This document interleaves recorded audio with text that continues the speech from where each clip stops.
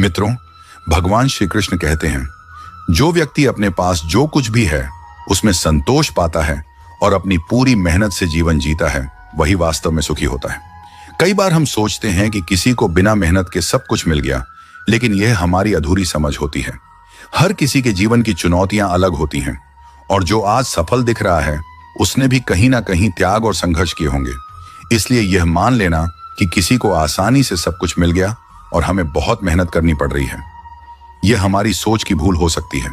हमें यह देखना चाहिए कि हम अपने जीवन में क्या बेहतर कर सकते हैं, अपनी ऊर्जा को सही दिशा में कैसे लगा सकते हैं। जब हम अपने जीवन को बेहतर बनाने पर ध्यान केंद्रित करते हैं तो ईर्ष्या जैसी भावनाएं स्वतः ही समाप्त हो जाती हैं।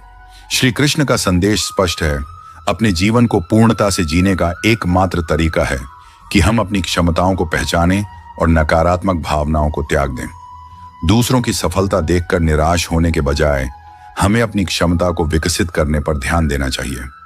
सफलता केवल भाग्य से नहीं मिलती, बल्कि सतत प्रयास और सही सोच से प्राप्त होती है। इसलिए अपने मार्ग पर अडिग रहिए।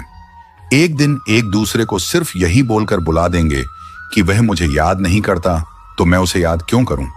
लोग कहते हैं कि पैसे से सब कुछ खरीदा जा सकता है, लेकिन मैं कहता हूं, कोई पैसे से टूटे हुए विश्वास को खरीद कर दिखाएं।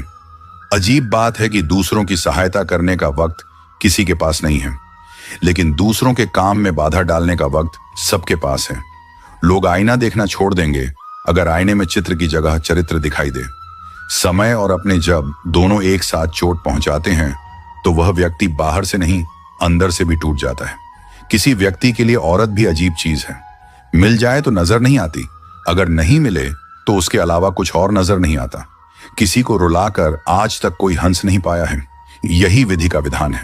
मित्रों, कमेंट में अपनी राय जरूर लिखिएगा ताकि हमें पता चले कि आपको हमारा आज का प्रसंग कैसा लगा। और हाँ, अगर आपके दिल में श्री कृष्ण के प्रति सच्ची भक्ति है तो वीडियो को एक लाइक एंड कमेंट में जय श्री कृष्णा जरूर लिखें।